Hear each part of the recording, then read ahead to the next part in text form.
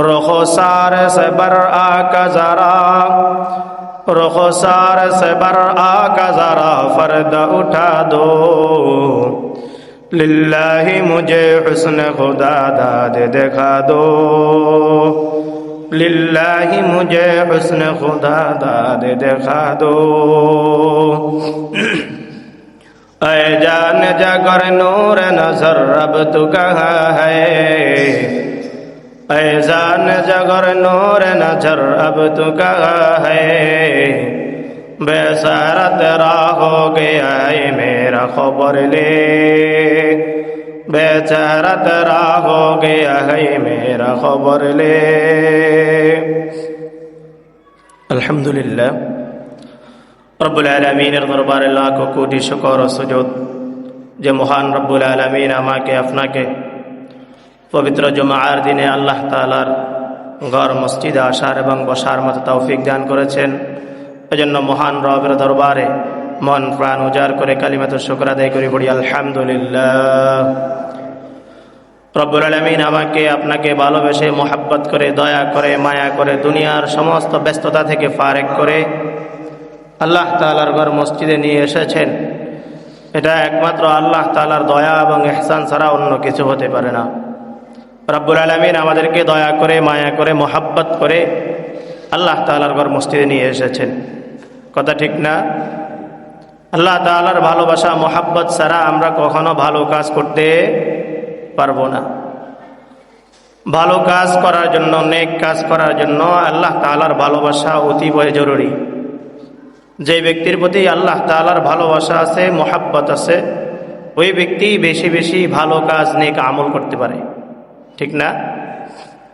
এজন্য সর্ব অবস্থায় মহান রব্বে কারীমের দরবারে শুকরিয়া আদায় করা যে রব্বুল আলামিন আমাকে দুনিয়ার অন্য অন্য মানুষ থেকে যাচাই বাছাই করে আল্লাহ রব্বুল আলামিন আমাকে আপনাকে যে আল্লাহ তাআলার ঘরে নিয়ে এসেছেন, এটা আল্লাহ তাআলার বড় দয়া, বড় মেহেরবান, বড় ইহসান।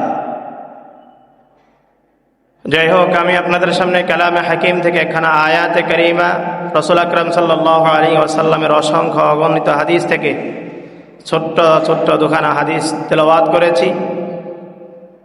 যদি আল্লাহ তাআলা তৌফিক দান করেন, আয়াত এবং হাদিসের উপরে দু চারটি কথা বলবো। সর্বপ্রথম আমাকে আমলের নিয়তে বলার এবং আপনাদের সকলকে আমলের নিয়তে শ্রবণ করার তৌফিক দান করুক, সকলে বলি আমিন। সাথে সাথে দোয়া করতে থাকেন আল্লাহ তাআলা যাতে করে আমার মুখ থেকে কোনো বেফাহেশা কথা না বের করে দেয়। কোরআন এবং হাদিসের আলোকে যে কথাগুলো হয়, এই কথার উপরে সবাইকে আমল করার তৌফিক দান করুক, আমিন। আজকে যে বিষয়ের উপর আলোচনা করব সেটি হলো নামাজ। একজন মানুষের দুনিয়া এবং আখিরাত সুন্দর করার জন্য ওই মানুষের জন্য সর্বপ্রথম যেই জিনিসের দরকার সেটি হলো নামাজ। সেটি কি? নামাজ। আল্লাহর যেই বান্দার নামাজ সুন্দর হয়ে যায়, তো আল্লাহর বান্দার ওই নামাজের কারণে বান্দার অন্য অন্য কাজগুলোও সুন্দর হয়ে যায়, ঠিক না? যার নামাজ সুন্দর তার অন্যান্য কাজগুলোও সুন্দর। যার নামাজ সুন্দর নেই তার অন্যান্য কাজগুলোও অসুন্দর, ঠিক না?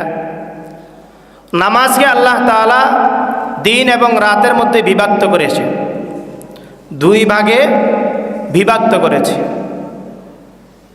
আকিমিস সালাতা লিদুলুকিশ শামসি, আল্লাহ সুবহানাহু ওয়া তাআলা কুরআনুল কারীমে বলেন লিদুলুকিশ শামসি, দিনের ওই সময় থেকে যেই সময় সূর্য একেবারে হেলে যায়, অর্থাৎ পূর্ব দিকে সূর্য যখন পূর্ব দিক থেকে উঠে পশ্চিম দিকে হেলে যায়, ওই সময় যখন জোহরের ওয়াক্ত হয়, লিদুলুকিশ শামসি, রাতের অন্ধকার পর্যন্ত, পুরাপুরি রাত হওয়া পর্যন্ত, অর্থাৎ এশারের ওয়াক্ত পর্যন্ত, ইলা গাসাকিল লাইলি ওয়া কুরআনাল ফাজর, ওয়া কুরআনাল ফাজর দিয়া রব্বুল আলামিন আমাকে আপনাকে এমন এক ওয়াক্তের কথা বলা হয়েছে, যেই ওয়াক্তকে আমরা ফজরের ওয়াক্ত বলি, কিন্তু কোরআনুল কারীমে আল্লাহ তাআলা মায়া করে, মজা করে, মোহাব্বত করে বলতেছে ওয়া কুরআনাল ফাজরি, অর্থাৎ ফজরের কোরআন।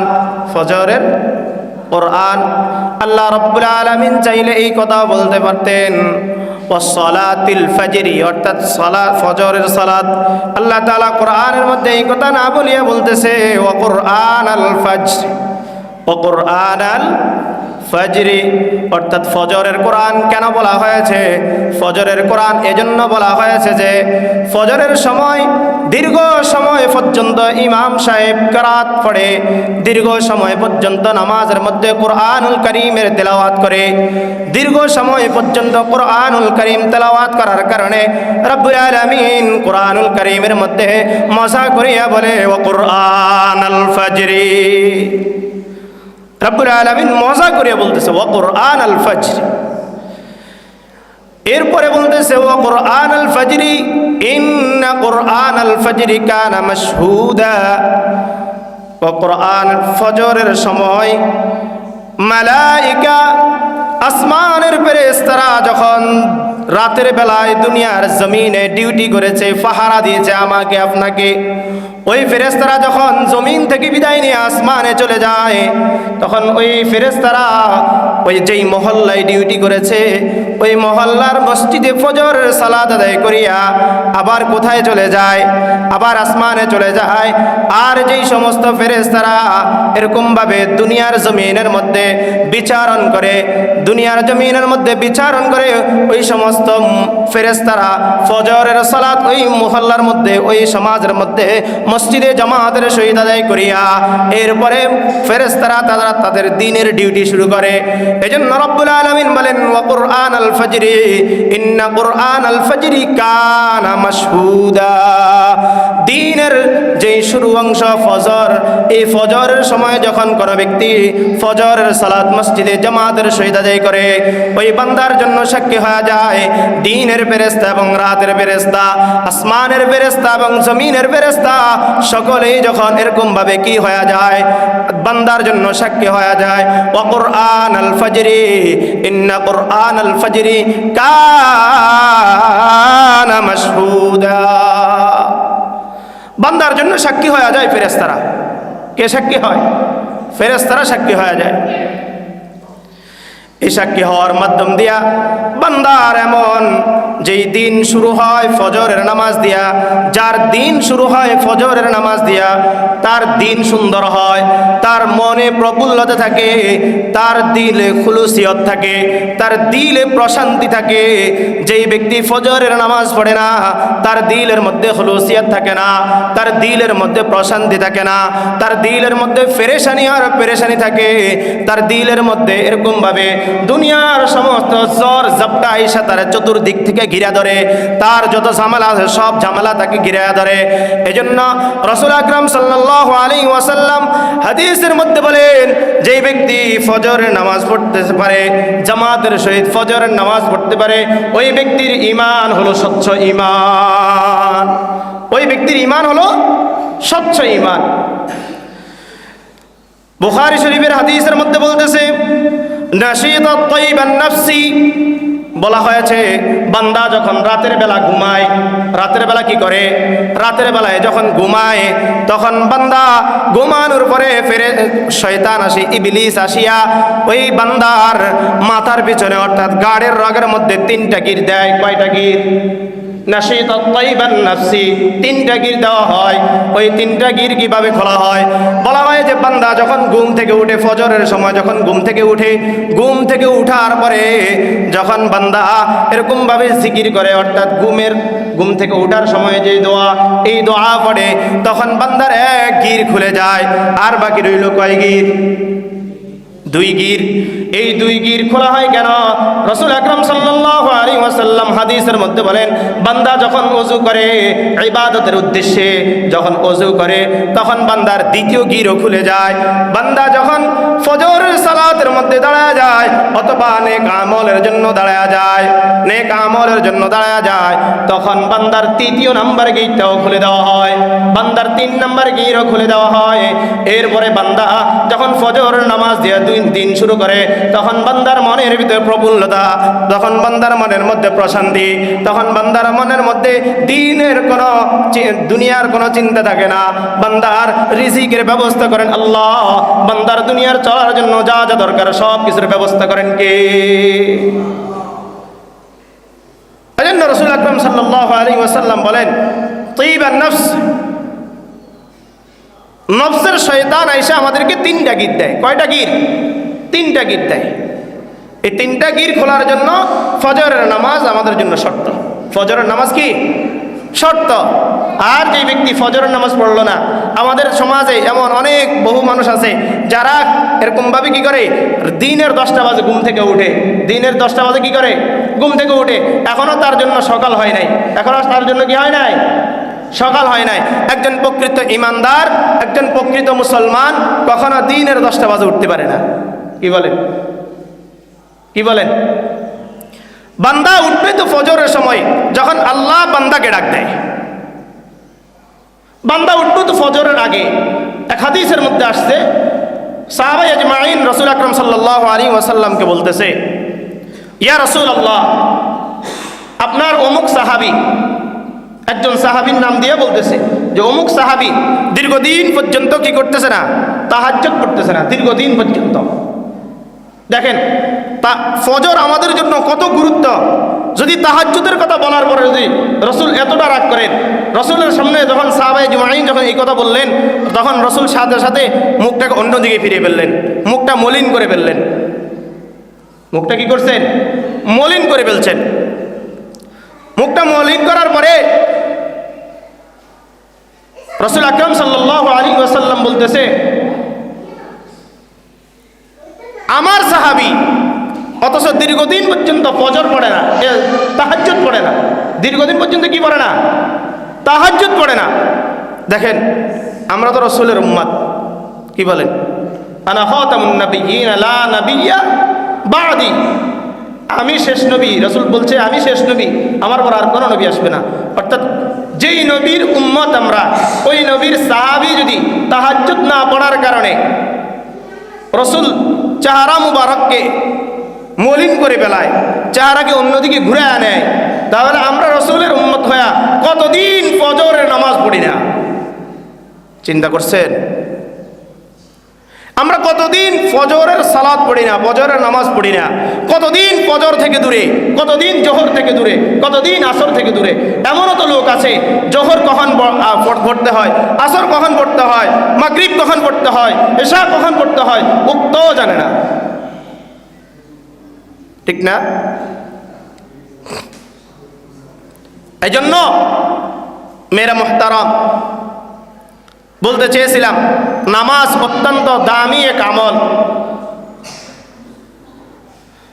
রাসূল আকরাম সাল্লাল্লাহু আলাইহি ওয়াসাল্লাম হাদিসের মধ্যে বলেন, আউয়ালু মা ইউহাসাবু বিহিল আবিদু ইয়াউমাল কিয়ামাতিস সালাহ, বান্দার কাছ থেকে কিয়ামতের দিন সর্বপ্রথম নামাজের হিসাব নেওয়া হবে। কিসের হিসাব? নামাজের হিসাব নেওয়া হবে। রাসূল এই কথা বলে নাই যে হজের হিসাব নেওয়া হবে, এই কথা বলে নাই যে বান্দার রোজার হিসাব নেওয়া হবে সর্বপ্রথম, এই কথা বলে নাই। বান্দার তাহাজ্জুদের হিসাব নেওয়া হবে সর্বপ্রথম, বলা হয়েছে বান্দার নামাজের হিসাব নেওয়া হবে। এজন্য নামাজ হলো মিফতাহুল জান্নাতিস সালাহ, মিফতাহুল জান্নাতিস সালাহ। জান্নাতে যাওয়ার জন্য আমাদেরকে নামাজ পড়তে হবে। জান্নাতে যাওয়ার জন্য মিফতাহুল জান্নাতিস সালাহ, এই জান্নাতের চাবি হলো নামাজ। জান্নাতের চাবি কি? জান্নাতের চাবি নামাজ। কিন্তু আমরা নামাজ থেকে দূরে না কাছে? দূরে না কাছে? অনেক দূরে, অনেক দূরে। কিন্তু রাসূল আকরাম সাল্লাল্লাহু আলাইহি ওয়াসাল্লাম বলছে যে জান্নাত তোমাদের কাছে আল্লাহ তাআলা তোমাদের জান এবং মালের বিনিময়ে ক্রয় করে নিয়েছে, তবে চাবি কার কাছে রেখে দিয়েছে? আল্লাহর কাছে রেখে দিয়েছে। আল্লাহ জান্নাতের চাবি রেখে দিয়েছে। আর বান্দার জান মাল আল্লাহ তাআলা জান্নাতের বিনিময়ে কেনার পরেও বান্দার জান মাল আল্লাহ বান্দার কাছে রেখে দিয়েছে। কথা বুঝে আসছে? জান্নাত খরিদ করছি আমরা কিসের মাধ্যমে? জান এবং মালের মাধ্যমে। এই জান এবং মালের মাধ্যমে খরিদ করার পরে আল্লাহ তাআলা বলেন, বান্দা জান মালের বিনিময়ে তুমি জান্নাত খরিদ করছো, জান্নাত ক্রয় করছো। এই জান্নাত ক্রয় করার পরে এই জান্নাত তোমার। জান্নাত কার? জান্নাত তোমার, কিন্তু চাবিটা আমার কাছে। চাবিটা কার কাছে? আমার কাছে। আর তোমার জান এবং মালের বিনিময়ে যে জান্নাত কিনছো, এই জান এবং মাল উভয়টাই তোমার কাছে। কি বলেন? আল্লাহ আমাদেরকে জান্নাত দেওয়ার কথা ওয়াদা দিয়া আমাদের জান এবং মাল কি নিয়ে গেছে? নেই নাই তো। আল্লাহ আমাদের কাছ থেকে কি নেয় নাই? জানও নেই নাই, মালও নেই নাই। আমাদের জানও আমাদের কাছে, আমাদের মালও আমাদের কাছে। আল্লাহ এজন্য বলছে যে তোমাদের জান্নাতের চাবিও আমার কাছে। জান্নাতের চাবিও কি আমার কাছে। এই জান্নাতের তালা খোলার জন্য চাবি দরকার। এমন মনে করেন কোন এক ঘরের মধ্যে তালাবদ্ধ অবস্থা, তালাবদ্ধ অবস্থায় ওই ঘরে আপনাকে ঢুকাই লাগবে। ওই ঘরে আপনাকে কি করা লাগবে?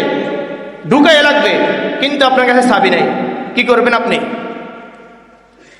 অবশ্যই তালা ভাঙতে হবে, আর না হয় কি করতে হবে? চাবি বানায় লইতে হবে, ঠিক না? জান্নাতের মধ্যে ঢুকার জন্য তালা তো ভাঙার কোনো অপশন নাই। জান্নাতের মধ্যে ঢুকতে তালা ভাঙার কোনো কি নাই? অপশন নাই। জান্নাতের মধ্যে ঢোকার জন্য তালা ভাঙার কোনো অপশন না থাকার কারণে আল্লাহ রাসূল সাল্লাল্লাহু আলাইহি ওয়াসাল্লাম বলেন, মিফতাহুল জান্নাতিস সালাহ। এই জান্নাতের মধ্যে ঢুকতে হলে তোমাকে নামাজ পড়তে হবে। তুমি নামাজ থেকে বিমুখ হইও না। নামাজ থেকে কি হইও না? বিমুখ হইও না। যদি বিমুখ হও তাহলে জান্নাতের চাবি তুমি পাবে না। তুমি জান্নাতের চাবি পাইবা না। জান্নাতের চাবির জন্য আমাদেরকে নামাজ পড়তে হবে। বাড়ি আপনার, ঘর আপনার, কিন্তু চাবি যদি আরেকজনের কাছে থাকে আপনি বাড়িতে ঢুকতে পারবেন? এজন্য জান্নাত আমার, ক্রয় করেছি জান এবং মালের বিনিময়ে। জান এবং মালের বিনিময়ে। আর এই জান্নাতের মালিকানা আমরা কোথায় থেকে? ফিতরের সম্পদ থেকে। আদম আলাইহিস সালাতু ওয়াস সালাম জান্নাতে ছিলেন। আদম আলাইহিস সালাতু ওয়াস সালাম থেকে নিয়ে আমরাও তো আদম আলাইহিস সালাতু ওয়াস সালামের সন্তান। তাহলে বাবা জান্নাতে থাকলে, বাবা যদি জান্নাতের মালিক হয়, তাহলে আমরা সন্তানরা কি জান্নাতের মালিক না? কি বলেন? আপনার বাবা বাড়ির মালিক। ওই বাড়ির মালিক ইন্তেকাল করার পরে, আপনার বাবা ইন্তেকাল করার পরে আপনার ওই বাড়ির মালিক কে এখন? আপনি না? হ্যাঁ, এই জন্য তবে আদম আলাইহিস সালাতু ওয়াস সালাম ছিলেন জান্নাতে। আমরাও কি করব? জান্নাতে থাকবো। জান্নাতের বাড়ির মালিকানাও আমি। তাহলে শুধু আমার কাছে নাই কি? চাবি। আমার কাছে নাই কি? চাবি। এই জন্য চাবি তৈরি করার জন্য নামাজ পড়তে হবে। কি করতে হবে? নামাজ পড়তে হবে। যদি কেউ নামাজ থেকে বিমুখ হয়ে যায় তাহলে জান্নাতের আশা করেন না। যদি কেউ নামাজ থেকে দূরে সরে যায় তাহলে জান্নাতের আশা করার কোনো দরকার নেই। কি বলছে বুঝে আসছে? জান্নাত অত্যন্ত দামি এক ঘর। দুনিয়ার সামান্য কিছু টাকা দিয়ে একটু বিল্ডিং টিল্ডিং করলে এটারে আমরা মনে করি অনেক দামি ঘর। কি বলেন? ইট বালু দিয়েই তো বানাইস, কাদা মাটি দিয়েই তো বানাইস। এর চাইতে বেশি কিছু তো নয়। জান্নাত আল্লাহ তাআলা আমাদের জন্য বানায় রাখছে হীরা মণিমুক্তা, এইসব দিয়ে আল্লাহ তাআলা আমাদের জন্য জান্নাত বানায় রাখছে। তো জান্নাতের মালিক আমরা কত বড়? জান্নাতের মালিক বলা হয়েছে যে সর্বনিম্ন ঈমানদার, মানে ন্যূনতম ঈমান আছে যার, তার জন্য যেই জান্নাত বরাদ্দ রাখা হয়েছে, ওই জান্নাত হলো এই দুনিয়ার সমান 10 দুনিয়া এক জান্নাত। সুবহানাল্লাহ। এই দুনিয়ার সমান 10 দুনিয়া এক জান্নাত। জান্নাত আমার আপনার। কি ভাই, এখন যারা দুনিয়া দুনিয়া দুনিয়া করে পাগল হয়ে যাইতেছে, দুনিয়ার পরে তো আরেক দুনিয়া আছে, জীবনের পরে তো আরেক জীবন আছে, এই সফরের পরে তো আরেক সফর আছে। এই সফর শেষ হয়ে যাবে একদিন, জান্নাতের সফর কখনো শেষ হবে না। জান্নাতের সফর কখনো শেষ হবে না। জান্নাতে কেউ যদি একবার ঢুকে তো জান্নাত থেকে আর কেউ বাইরে হইব না। দুনিয়ার টাকা, বাড়ি, গাড়ি, নারীর পাগল। যাও, তোমরা যারা দুনিয়ার জন্য পাগল হয়ে গেছো, তোমরা দুনিয়া নিয়ে থাকো, তোমরা দুনিয়া নিয়ে থাকো। আর আমরা যারা ফজর পড়ি কষ্ট করে, আমরা যারা জোহর পড়ি, আমরা যারা আসর পড়ি, আমরা যারা মাগরিব পড়ি, আমরা যারা ইশা পড়ি, আমরা যারা তাহাজ্জুদ পড়ি, আমরা যারা দ্বীনের কাজের সাথে সম্পৃক্ত আছি, যাও তুমি দুনিয়া নিয়ে ব্যস্ত থাকো। আমরা কিয়ামতের ময়দানে আল্লাহ তাআলার কাছ থেকে জান্নাত নিয়ে নিব, সেখানে আমাদের বাড়ি থাকবে। যাও। এই যুবক, তুমি নারীর পিছনে পাগল হয়ে গেছো, যাও তুমি দুনিয়ার পিছনে নারী নিয়ে পাগল হয়ে যাও। আমরা জান্নাতে একসাথে 70 লক্ষ হুর গিলমান নিয়ে থাকবো। যাও।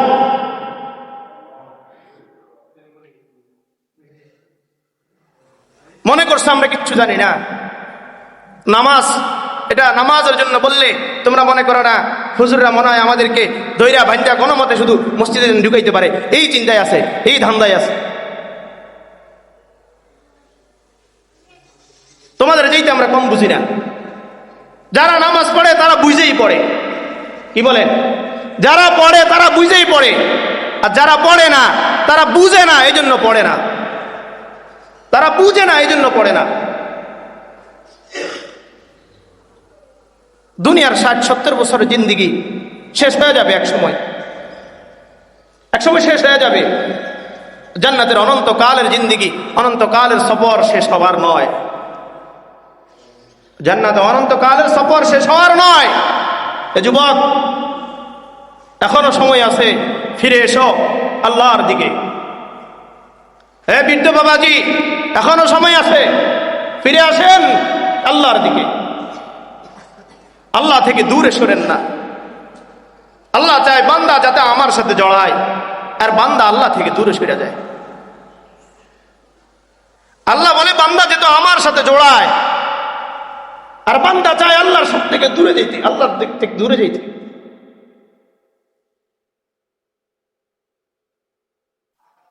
জান্নাতের মালিকানা হওয়ার জন্য সবাই প্রস্তুত আছে তো ইনশাআল্লাহ। এজন্য জান্নাতের প্রস্তুতি এখন থেকে নিতে হবে আমাকে আপনাকে। যার ওযু সুন্দর হয়ে যায়, তার নামাজ সুন্দর হয়ে যায়। যার নামাজ সুন্দর হয়ে যায়, তার জীবন সুন্দর হয়ে যায়। যার জীবন সুন্দর হয়ে যায়, তার আমল সুন্দর হয়ে যায়। যার আমল সুন্দর হয়ে যায়, তার আখলাক চরিত্র সুন্দর হয়ে যায়। যার আখলাক চরিত্র সুন্দর হয়ে যায়, তার জন্য দুনিয়াও সহজ, আখিরাতও সহজ। দুনিয়াতেও শান্তি, আখিরাতেও শান্তি। আল্লাহ আমাদের সকলকে মানার বুঝার তৌফিক দান করুক। সকলে বলি আমিন। একটু সত্য কথা বলে ফেলছি ভাইরা, মনে কষ্ট নিয়েন না, বোঝানোর জন্য বলছি, বোঝানোর জন্য বলছি। জান্নাতে আমিও যাইতে চাই, আপনিও যাইতে চান। ব্যবধান শুধু একটাই, আপনিও জান্নাতের আশা করেন। আপনাকে যদি বলি আপনি জান্নাত পাইবেন না, আপনি আমার উপরে ক্ষিপ্ত হয়ে যাবেন। আরে মিয়া, শুধু আপনি ইমাম সাহেব, আপনি জান্নাত পেয়ে যাবেন না? আমি তো এই কথা বলি নাই, শুধু আমি জান্নাত পেয়ে যাব। আমি এই কথাই বুঝাইতে চাইতেছি। তা আসেন একসাথে জান্নাতের কাজ করি না। আপনি না পারলে আমার তো শিখেন, আমি না পারলে আপনার তো শিখি না। আসেন না, আসেন। আমরা যারা মসজিদে আসি, নামাজ পড়ি, নামাজের পরে আমাদেরকে এখানে কেউ কি ভাঞ্জা রাখে? কি বলেন? আমরা কি দুনিয়ার কাজ করি না? করি কি না? আমরা কি জান্নাতের কাজ করার পরে দুনিয়ার কাজ করি কি করি না? বিবির জন্য, স্ত্রী সন্তানদের জন্য রিজিকের ফয়সালা আল্লাহ তাআলার পক্ষ থেকে হয়, চেষ্টা আমি করি কি করি না। এজন্য এখনো সময় আছে, আসেন ফিরে আসেন, একসাথে নামাজ পড়ি, একসাথে আমরা ফজর পড়ি। আরে ভাই, ফজর পড়লে একে অপরের সাথে দেখা সাক্ষাৎ হয়। কি হয়? দেখা সাক্ষাৎ হয়। আর এই দেখা সাক্ষাতের কারণে একে অপরের প্রতি মুহাব্বত পয়দা হয়। আমাদের সমাজে দূরত্ব সৃষ্টি হওয়ার কারণ হচ্ছে ফজরের সালাত। আমরা তো ফজর পড়ি না, এই জন্য কেউ কারোর সাথে সাক্ষাৎ নাই। দেখবেন কেউ কারোর সাথে যদি দৈনিক 2-1 বার করে দেখা হয়, তাহলে তার সাথে দেখতে দেখতে একটা মুহাব্বত তৈরি হয়। হয় কি হয় না? হ্যাঁ, হয় কি হয় না? তাহলে দুনিয়াতে যেরকম আমরা মুহাব্বত চাই, আমি তো এই জন্যই আপনাকে বলি, আসেন দুনিয়াতে মুহাব্বত পয়দা করি, আখিরাতে একসাথে দুইজন জান্নাতে থাকি। আখিরাতে দুইজন একসাথে জান্নাতে থাকি, পারবেন না ইনশাআল্লাহ? আল্লাহ তাআলা আমাদের সকলকে 5 ওয়াক্ত নামাজ জামাতের সহিত পড়ার তৌফিক দান করুক। ওয়া আখির দাওয়ানা আলহামদুলিল্লাহি রাব্বিল আলামিন। আসসালামু আলাইকুম।